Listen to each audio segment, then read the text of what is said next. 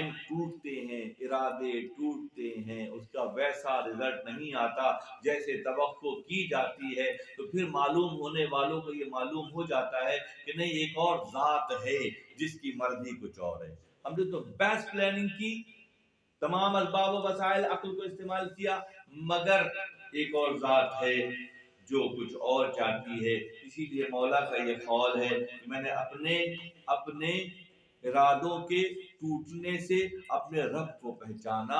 تو رب کو پہچاننے کا زاویہ ہوتا ہے کہ ارادہ کیا نہیں کامیاب ہوا، اس کا مطلب ہے اللہ کچھ اور چاہتا ہے، اور جب اللہ کو راضی کر لیتے ہو پھر تو آگ، پانی، ہوا، مٹی سب تمہارے تابع ہے۔ اور اگر کسی وجہ سے ہم دوری کے فاصلے پر ہیں، اس کو پہچاننے کا حق ادا نہیں کر رہے، کیونکہ ہمارے چہرے بشرے سے کیسے معلوم ہوگا کہ اللہ ہم سے راضی ہے؟ ایک گلاس ہے، اس میں بہت ٹھنڈا پانی آصف صاحب یا یہ رکھ دیتے تو آپ اس کے باہر بوندے دیکھتے نا بڑے، اور آپ دور سے بیٹھ کے سمجھ جاتے اچھا ڈاکٹر صاحب کے گلاس میں پانی بہت ٹھنڈا ہے۔ یہ اشارے ہیں کہ ٹھنڈے پانی کے اشارے یہ ہیں۔ جو لوگ راہ خدا میں محنت کرتے ہیں ان کی پیشانیوں کو اللہ روشن کر دیتا ہے۔ سیماہم فی وجوہہم من اثر السجود، سجدوں کی کثرت اور اللہ کے آگے اپنے آپ کو جھکانے کی وجہ سے خدا ان کی پیشانیوں کو روشن کر دیتا ہے، تو پہچاننے والے پہچان لیتے ہیں۔ اور فرماتے ہیں اگر کسی کا پوشاک بہت اچھا ہے، اس کی قدر و منزلت زمانے میں زیادہ ہے، تو سمجھ لو کہ خدا اس پر مہربان ہے۔ اور اگر مخلوق الحال ہے، ناشکرا ہے، بیماریوں میں مبتلا ہے، پریشانیاں ختم نہیں ہو رہی ہیں، تو ہوشیار ہو جاؤ کہ وہ اللہ سے دوری کی منزل پر ہے۔ اس بات کو پہچاننے کا پیمانہ یہ رکھا ہے، ٹھنڈا پانی جو ہے گلاس میں جھلک جائے گا، روشن چہرے اور روشن آنکھیں جھلک جائیں گی، اور مخلوق الحالی اور تنگی اور بیماریاں، پریشانی، عدم تعاون قدم قدم پر جو نظر آتا ہے، اس کی بنیادی وجہ یہ ہے کہ توفیقات چھین لی گئی ہیں۔ سب بات ہے کہ اللہ کی توفیقات میں اضافہ کیسے پہچانے، اور اللہ کی جانب توفیقات میں کمی کیسے پہچانے؟ معاملات میں آسودگی، فراخی، خوش دلی، خوش گفتاری، خوش لباسی، خوش فہمی، یہ سب اللہ کے انعامات ہیں۔ تنگیاں، پریشانیاں، مشکلیں، راہ خدا سے دوری۔ اس بات کو مزید کھول دیتا ہوں، جب اللہ نے اپنے نبی پہ درود کے معاملے میں قرآن میں پیغام نازل کیا تو فرما دیا کہ میرے نبی پر درود مومن بھیجیں گے، غیر مومن کی درود کی ضرورت ہی نہیں ہے۔ یا ایھا الذین آمنوا صلوا علیہ وسلموا تسلیما فرمایا، اللہم صلی علی محمد علی محمد کما صلیت علی ابراہیم وعلی آل ابراہیم انک حمید مجید۔ کہتے ہیں نا قرآن میں حضرات میں یہ ہے کہ اللہ نے نبی صلی اللہ علیہ وسلم پر درود کے لیے مومنانہ شان کی شرط رکھی ہے۔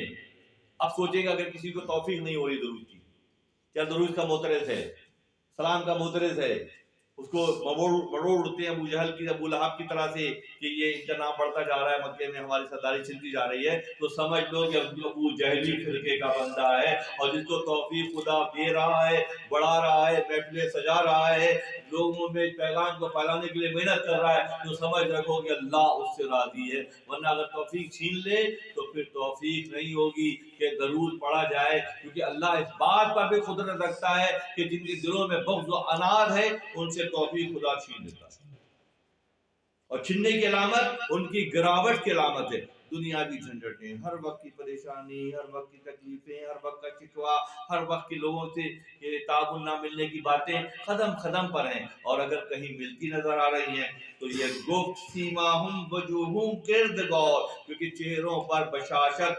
اللہ کی جانب سے ہوتی ہے، اور جب اللہ چاہتا ہے اس میں اضافہ کرتا ہے تمہارے فکر کی، تمہارے اپنے فکر کی کشادگی کی وجہ سے تمہارے معاملات میں کشادگی آتی ہے۔ اور اگر تمہارے معاملات میں کچا پن ہے، راستی نہیں ہے، اخلاص نہیں ہے، اخلاص قول، اخلاص عمل نہیں ہے، تو وہاں تنگیاں پیچھا نہیں چھوڑتی۔ اور فی زمانہ سب سے بڑا مسئلہ یہی ہے کہ قول و فعل کی تضاد کی وجہ سے، قول و فعل کی تضاد کی وجہ سے یہ معاملہ ہوتا ہے۔ جب چوہے نے اور مینڈک نے یہ معاملہ کیا کہ رسی باندھ لی اور چوہے کا خیال یہ تھا کہ جب میرا دل چاہے گا میں تمہاری باتوں سے، کیونکہ میرا دل بھرتا نہیں، تو میں چاہتا ہوں کہ جب بھی دل چاہے گا ملاقات کا میں ڈوری ہلا دیا کروں گا، تم باہر آ جایا کرنا۔ کیونکہ مینڈک نے اس رائے کو پسند نہیں کیا، مگر مجبوری میں قبول کر لیا۔ اب وہ مجبوری کیا ہے؟ وہ مجبوری قضاء و قدر ہے۔ ہم اللہ سے اس بات کی توقع کریں کہ ہم بغیر عمل کے سرخرو ہو جائیں؟ کیسے ممکن ہے یہ بات؟ سرخروئی، کامیابی، راہ خدا کی استقامت اللہ کی توفیق اور اپنی چاہت سے مربوط ہے۔ چاہت بڑھ جائے گی، اللہ کی جانب سے انعامات اکرامات آ جائیں گے۔ چاہت کو ہم سمیٹ لیں گے، راہ خدا میں چلنے، راہ خدا میں خرچ کرنے اور اللہ کی مخلوق کے ساتھ محبت کا معاملہ کرنے میں اگر ہم بخل سے اور تنگ دلی سے کام لیں گے تو خدا کے قضاء و قدر کا نظام ایکٹیو ہو جائے گا، اور پھر ہم اس قضاء و قدر کے اس نہ ختم ہونے والے جال میں پھنس جائیں گے، جس کی مثال اس وقت ہر جگہ موجود ہے کہ جس کو دیکھو اسی کا شکوہ کر رہا ہے کہ حالات سازگار نہیں ہیں، حالات بہت سخت ہیں، مشکلات بڑھ گئی ہیں، ہر کے آیات بار تو ظلمات غم، ہر کے آیات بار تو ظلمات غم، ایز بے باکی و گستاخی تہم، یہ تم پہ جو غموں کے بادل چھائے ہوئے ہیں۔ اس لیے شعر کو اگر آج کی جیسے خلاصہ سمجھ، کام رک رہے ہیں، مسائل بڑھ رہے ہیں، بیماریاں ختم نہیں ہو رہی ہیں، لوگ تعاون نہیں کر رہے ہیں، ہر کیا یار بار تو ظلمات غم، ظلم کی جمع ظلمات ہے، اندھیرے کی جگہ اندھیرے کی سے بڑھ کر گہرا اندھیرا ہے، بہت گھٹاٹو بادل چھائے ہوئے ہیں، سورج نظر نہیں آ رہا، ماحول پورا سیاہ ہو گیا ہے۔ یہ کیا ہے؟ ہر کی آیات بار تو ظلمات غم، تو پہ غموں کے تہ در تہ بادل چھا گئے ہیں۔ ہر کی آیات بار تو ظلمات غم، ایز بے باکی و گستاخی تہم، یہ کوئی نہ کوئی بے باکی اور گستاخی کی وجہ سے۔ اگر کوئی شکوہ کر رہا ہے کہ میں بہت پریشان ہوں، تو پہلی بات کیسے تیر انداز ہو، سیدھا تو کر لو تیر کو، ٹیڑھا تیر نشانے پہ جائے گا؟ ٹیڑھا تیر کبھی بھی نشانے پہ نہیں جائے گا۔ تو پہلے مرحلے میں کیا ہے؟ یہ جو غموں کے بادل چھائے ہیں، اس سے نکلنے کی صورت کیا ہے کہ پہلے اپنا محاسبہ کیا جائے، ہم نے کہاں کہاں غلطیاں کی، ہم نے کہاں کہاں اللہ کے مخلوق کا دل دکھایا، ہم نے کہاں کہاں حد سے تجاوز کیا۔ یہ تجیب جو معاملات ہیں، اس کے نتیجے میں غموں کے بادل چھا جاتے ہیں، اور پھر ہوتا کیا ہے کہ چیزیں واضح نظر نہیں آتی۔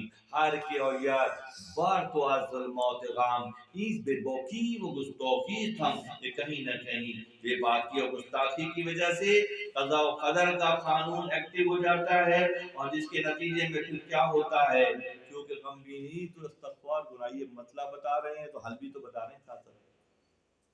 اگر مسئلہ بتا رہے ہیں کہ تم پہ یہ سختیاں جو آئی ہیں اس کی وجہ تمہاری گستاخی ہے، حد تجاوز کرنا ہے، صاحب اپنی بیماری تو بتا دی، علاج بھی تو بتائیے۔ کیونکہ غم بینی تو استغفار کن، یہ نہیں کہا کہ راتوں کو پڑھائیاں کرنا اور یہ کرنا، کچھ نہیں کہا۔ جب تم غم دیکھو، مشکلات دیکھو، تنگیاں دیکھو، پریشانیاں دیکھو، رکاوٹیں دیکھو، ناکامیاں دیکھو، تو کیا کرو؟ کیونکہ غم بینی تو استغفار کن، غم بے امر شاہ آمد کار کن، یہ غم بھی اللہ کی مخلوق ہے اور شاہ کے حکم سے تم پر ڈیپوٹیشن پہ بھیجا گیا ہے کہ جاؤ جا کے اسٹریس طرف سیدھا کرو صاحب کو۔ کیونکہ غم بینی تو استغفار کن، غم بے امر شاہ آمد کارکن، کہ غم بھی اللہ کے حکم سے کارکن ہے اور تم پر مسلط کیا گیا ہے۔ جب تم استغفار کرو گے تو کیا ہوگا کہ خدا استغفار کثرت استغفار جو بزرگ کہتے ہیں وہ کیا ہے؟ تمہارے جانے یا نہ جانے تم سے جو غلطیاں ہوئی ہیں اس کی تلافی کا نام استغفار ہے۔ کثرت استغفار کرو گے، ساتھ دیدی شکر کن، ایثار کن، جب اچھا وقت دیکھو تو زبان سے شکرانہ اور ہاتھ سے ایثار کرو۔ साथ दीदी शुक्र कुन ईसार कुन, नाज दीदी सदका अस्तगफार कुन, और जब बुरा वक्त देखो तो सदका दो और जबान से इस्तगफार करो। एक काम नहीं करो, काम दोनों मिलके होंगे, पूरा होगा। कलमा मुकम्मल नहीं होता है, ला इलाहा इल्लल्लाह ला इलाहा इल्लल्लाह ला, पढ़ते रहे।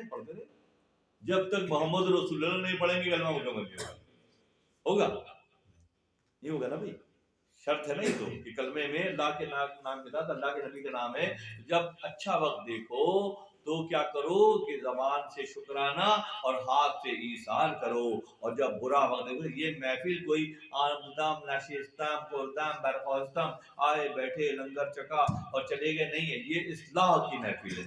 और यहाँ हुजूम की जरूरत भी नहीं है कि कुछ लोग अगर चिराग से चिराग, ये एक मोमबत्ती है, इस रोशन है, इसे दूसरी मोमबत्ती जलाई जाएगी तो इसमें कमी नहीं आएगी बल्कि माहौल रोशन हो जाएगा।